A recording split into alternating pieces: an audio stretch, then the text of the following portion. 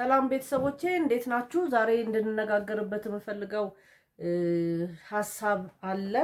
ከፌስቡክ ያገኘሁት ነው።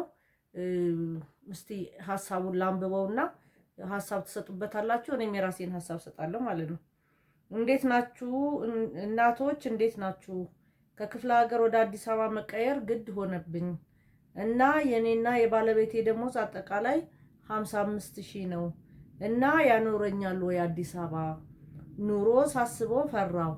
እስኪ አዲስ አበባ ያላችሁ እናቶች መልሱልኝ። ለአምስት ቤተሰብ እንግዲህ አሁን ያኗኗራችን ሁኔታ ይወስነዋል ማለት ነው። ምክንያቱም 55,000 በአዲስ አበባ ውስጥ ሊያኖረን ይችላል፣ ላያኖርም ይችላል።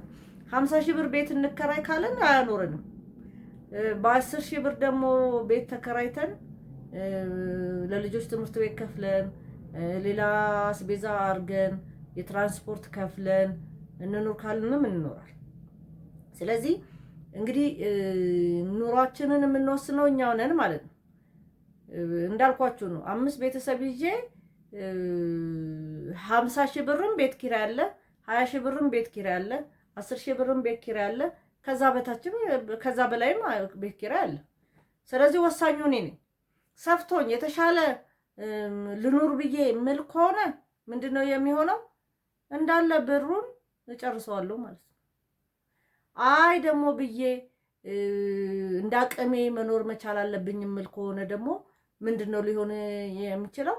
እንዳቅሜ ኑሮዬን እኖራለሁ ማለት ነው። ስለዚህ አሁን 55,000 ብር ስላለሽ አይደለም እህቴ፣ 100,000 ብር ስላለሽ አይደለም፣ 10,000 ብር ስላለሽ አይደለም። ነገን ህይወትሽን የሚቀይር የተሻለ ነገር የምታመጪ ከሆነ 55,000 ብር ኔት ከሆነ ግሮስ ከሆነ ያው ይቀንስብሻል። ኔት 55,000 ብር ካገኘሽ ግን እርግጠኛ ነኝ የተሻለ ኑሮ ትኖሪያለሽ ብዬ ነው የማስበው።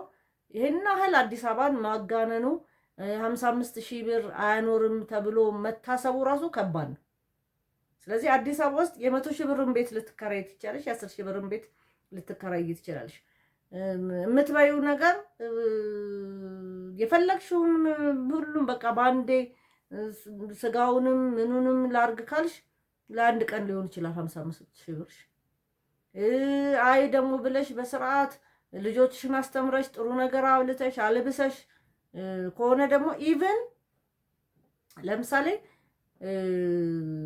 ቄራ ላይ የሚሸጥ ልብስና ቦሌ ላይ የሚሸጥ ልብስ አንድ አይደል። ስለዚህ ቦሌ መግዛት ትተይና ቄራ ላይ ትገዣለሽ ማለት ነው። አስቤዛም እንደዛው ማለት ነው። ለምሳሌ አስቤዛ አሁን ሰንደይ ማርኬት አለ። ሰንደይ ማርኬት በ10 ብርም ይሁን በ20 ብር ይቀንሳል። ስለዚህ ቅዳሜና እሑድ ወጥተሽ አስቤዛሽን በስርዓት ትገዣለሽ ማለት ነውና አንዳንዴ ብሩ መያዙ አይደለም ትርጉሙ፣ አጠቃቀም ማወቅ፣ ስለነገ ማሰብ ይሄ ነው የሚጠቅመውና እህቴ እኔ የምመክርሽ ይሄንን ነው። ሌሎችም ቤተሰቦች የሚሰጡሽ ሐሳብ ሊኖር ይችላል። እሱን ደግሞ ትመለከቻለሽ።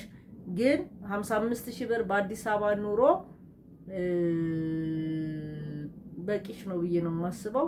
እንደተባለው ቦሌ ሄደሽ መግዛት ትተይና ቄራ መግዛት፣ በአስቤዛሽን ሰንዴይ ማርኬት ጠብቀሽ ከገበሬው የሚመጣውን ከዛ ላይ መግዛት ኑሮን ካብቃቃሹ በጣም ትርፍ ነው እንደውምና እንደዚህ እንድታረጊ ሐሳብ እሰጥሻለሁ።